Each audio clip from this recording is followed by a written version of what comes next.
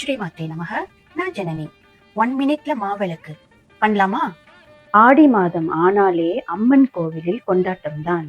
மாவிளக்கு, கூழு, மஞ்சள், வேப்பிலை மாலை, எல்லாரீஸ்வரி பாடல் காம்பினேஷன்ல அம்பாள் மிக்க குஷியா இருக்கும் நேரத்தில் உங்கள் பெண்டிங்ல உள்ள பிரார்த்தனைகளை நிறைவேறும் நேரம் இது. இங்க பாருங்க, 1 மினிட்லலாம் மாவிளக்கு பண்ண முடியாது. ஆனால் இந்த மெத்தட் நியூபீஸ்க்கு 100% கேரண்டி. இந்த மாவிளக்கு எக்ஸ்பர்ட்ஸ், டிகிரி, மாஸ்டர்ஸ், பிஹெச்டி வச்சிருக்கிறவங்கெல்லாம் தாராளமாக ஸ்வைப் பண்ணிடுங்க. இந்த வீடியோ உங்களுக்கு இல்லை. இன்றைக்கு நான் ரெடிமேட் மாவை தான் எடுத்திருக்கேன். இடியப்பம், கொல்கட்டை மாவு இதெல்லாம் யூஸ் பண்ணலாம்.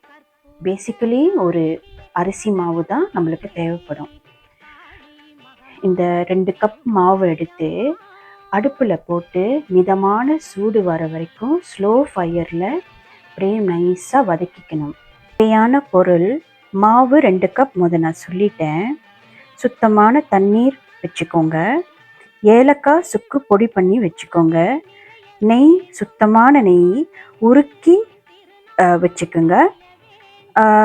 கருப்பட்டி அல்லது வெல்லம் சேர்த்துக்கலாம். நான் இன்னைக்கு வெல்லம் தான் சேர்த்துருக்கேன். வெல்லத்தை நல்லா பொடி பண்ணிக்கணும்.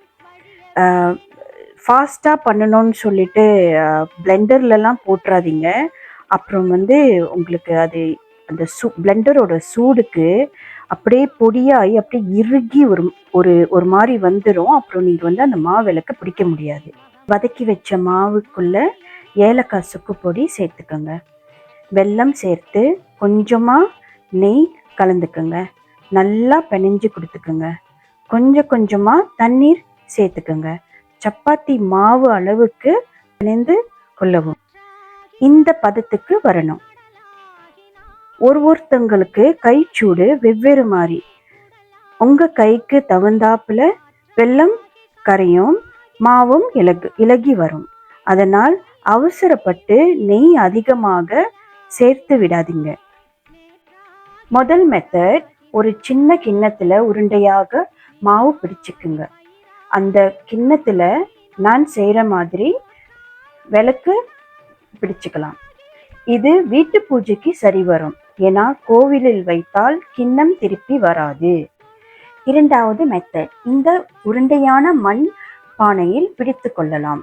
மூன்றாவது மெத்தட், அகல் விளக்கில் உருவம் எடுக்கலாம்.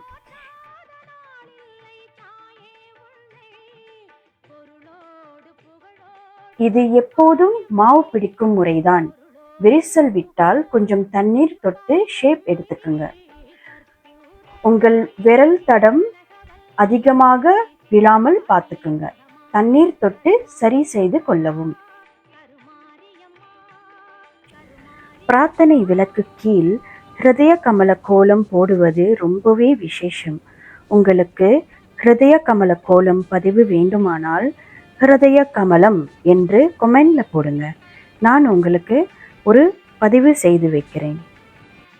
நான் என் பூஜைக்கு ஒரு முக்காலி மேல் ஹிருதய கமல கோலம் வரைந்து அது மேல்தான் மாவிளக்கு அல்ல பிரார்த்தனை விளக்கை வைப்பேன்.